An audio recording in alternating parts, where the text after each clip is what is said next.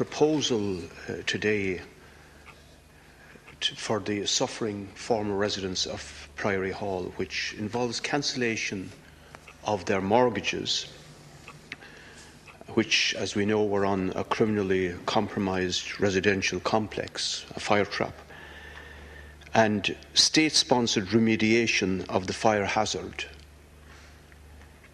and hopefully then new secure homes for a new range of people. Now, the residents are considering those. I'm not going to transgress on that. But they're the type of solutions that some of us immediately said 2 years ago when this scandal came to light. And yet, for 2 years, the suffering has been imposed on people while the government dragged its feet. Now, in relation to the mortgage arrears crisis, Taoiseach, can you not learn the lesson?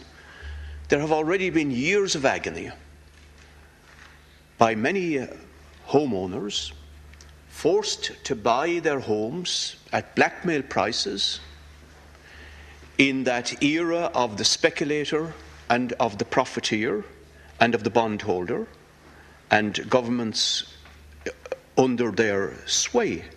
Years of agony as the crash inevitably happened, and they're left with massive negative equity and unsustainable monthly mortgages. Now, again, I have called on numerous occasions for an overall solution, which is the wiping out of the negative equity, the calibrating down to the real value of those properties, to the owner-occupiers, and the calibrating down then the monthly repayments. That is the solution. It will end the suffering.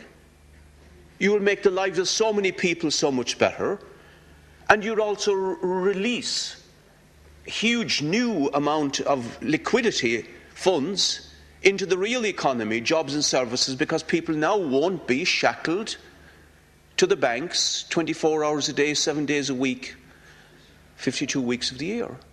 So will we be back here in 2, 3, 5 years? Admittedly, it'll probably be a new face sitting down there rather than your own. But no matter who it is, will we be back with the same suffering? Can you not learn the lesson? And can I ask you, will you bring that message to the next meeting of your Mortgage Arrears Cabinet Subcommittee and move on it? Thank you, Deputy Taoiseach. No, you suffer from a lack of confidence about the future. First of all, the Priory fire traps were a legacy of an era that I hope is gone forever. And you and I have discussed this before. These kind of fire traps should never have been allowed to be built in the first place. And while you can't and shouldn't paint every developer with the same brush, what happened in the case of Priory Hall was absolutely a scandalous disgrace. Now, a number of weeks ago, we looked at this matter seriously, and Minister Hogan made some comments yesterday. The residents now have the opportunity to discuss the detail of that and make their decision. I hope, Deputy Higgins, that we're not back here in a few years' time with the same proposition. I see that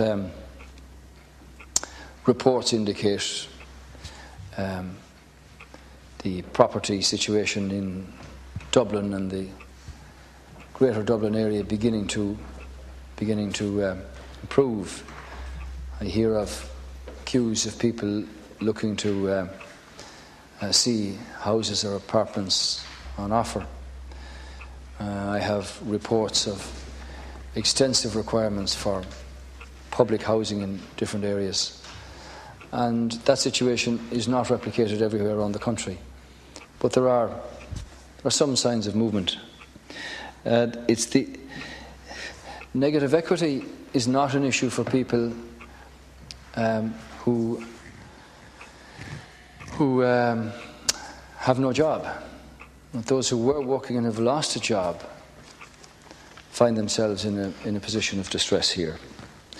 And that's why I hope that the process of requiring banks to engage constructively and lenders to engage constructively with people, that they can cut a deal that's sustainable for the borrower and for the lender. The point you make has been well made here on many occasions, and the committee on mortgage arrears is not oblivious to that.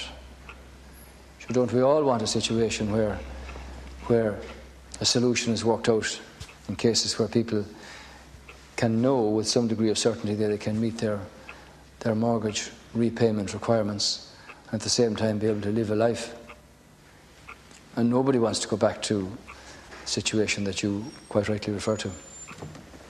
So you can take it that the Cabinet Subcommittee dealing with this will continue to focus on